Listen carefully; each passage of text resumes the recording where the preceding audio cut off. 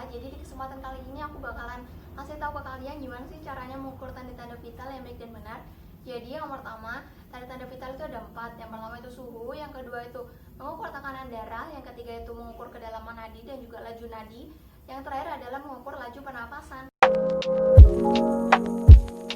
Jadi sebelum lanjut ke pemeriksaan, aku mau jelasin dulu nih ke kalian.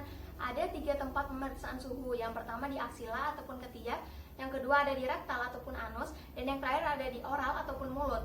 Nah, terus untuk suhu normal sendiri pada orang dewasa yaitu berkisar 36,5 sampai dengan 37. Ini adalah alat-alat yang digunakan untuk pemeriksaan suhu. Jadi yang pertama di sini ada tisu, yang kedua di sini ada termometer bersih yang masih pada tempatnya. Selanjutnya di sini ada lisol, dan di sini ada air bersih, dan yang ketiga ada air sabun. Di sini juga ada buku catatan, dan di sini juga ada bengkok. Untuk pemeriksaan suhu di rektal ataupun anus, kita menyiapkan vaselin. Fungsinya vaselin adalah sebagai pelumas agar pasien tidak merasa sakit pada saat memasukkan termometer. Yang pertama saya akan memeriksa suhu pasien. Selamat pagi, Bu Rizka. Pagi, Nurse. Saya di sini perawat Bila yang akan memeriksa tanda-tanda vital Ibu pada pagi hari ini. Yang pertama saya akan memeriksa suhu Ibu. Apakah Ibu bersedia? Bersedia, Nurse. Nah, setelah kita orientasi, yang pertama kita menyalakan termometer terlebih dahulu dan pastikan suhu telah berada di suhu normal. Selanjutnya kita berikan ke aksila pasien. Kita tunggu 1 menit dan kita lihat hasilnya. Jika sudah keluar hasilnya, kita normalkan kembali.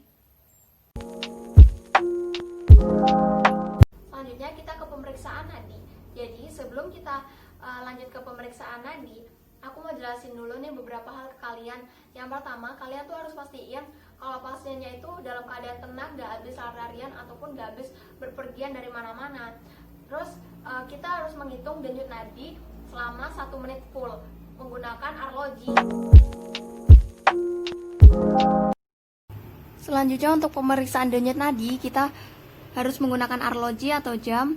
Selanjutnya di sini ada buku catatan untuk mencatat hasil. Selanjutnya kita melakukan perhitungan nadi atau pemeriksaan nadi. Permisi Ibu, saya akan memeriksa denyut nadi Ibu ya. Iya, Nurse. Yang pertama, kita letakkan 3 jari kita di arteri radialis. Kita rasakan denyutannya dan juga kedalaman nadinya. Selagi itu kita melihat jam, kita menghitung 1 menit. Nadi yang normal pada orang dewasa yaitu sekitar 60 sampai dengan 100.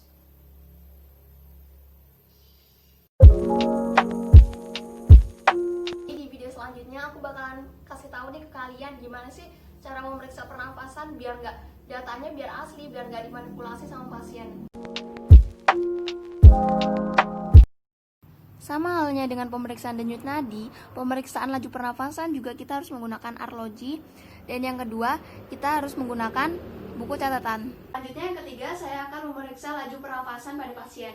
Perawat jika ingin menghitung laju pernafasan, tidak boleh memberitahukan atau menginformasikan kepada pasien. Ditakutkan pasien akan memanipulasi hasil seperti dengan mempercepat laju pernafasan dan juga memperlambat laju pernafasan. Jadi perawat jika ingin memeriksa laju pernafasan hanya dapat melihat inspeksi abdomen dan juga inspeksi dada. Kita hitung 1 menit.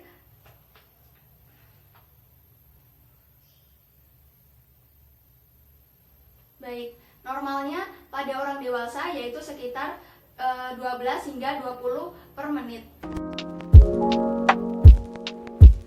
Selanjutnya aku bakalan jelasin nih ke kalian gimana sih caranya mengukur tekanan darah yang benar.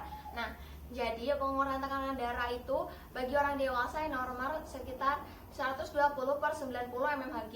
Nah, yang pertama kalian dengar itu adalah sistol dan yang kedua itu adalah diastol. Selanjutnya untuk pengukuran tekanan darah kita memiliki 3 alat. Yang pertama ada tensimeter, yang kedua ada buku catatan, dan yang ketiga ada stetoskop. Saya akan melakukan pemeriksaan tensi darah. Permisi Ibu, saya akan melakukan tensi kepada Ibu. Apakah Ibu bersedia? Bersedia, nurse. Baik, pertama-tama kita gulung baju pasien atau kita tekuk sampai ke bagian arteri brachialis agar mempermudah pada saat pengumpaan darah.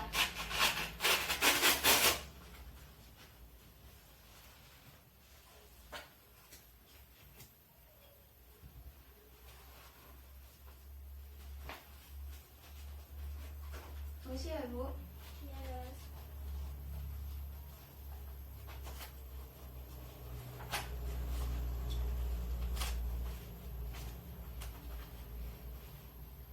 Selanjutnya langkah yang dilakukan adalah mengecek atau menandai arteri brachialis. Jika sudah ditemukan, kita pasang speedometernya terlebih dahulu.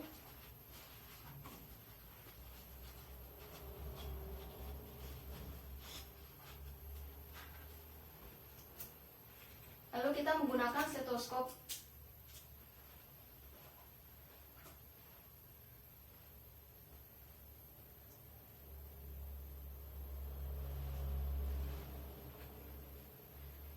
Pada saat kita merekatkan tensi kepada pasien, pastikan jangan terlalu longgar dan juga jangan terlalu ketat. Kita beri jarak 2 cm karena untuk menaruh stetoskop pada tensimeter.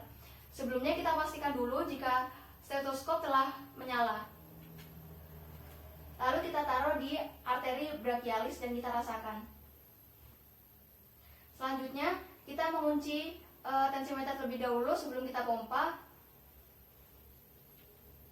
Kita akan memompanya sekitar 140.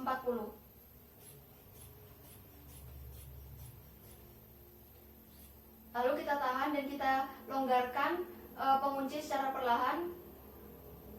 Lalu kita akan menggunakan sistol dan juga diastol.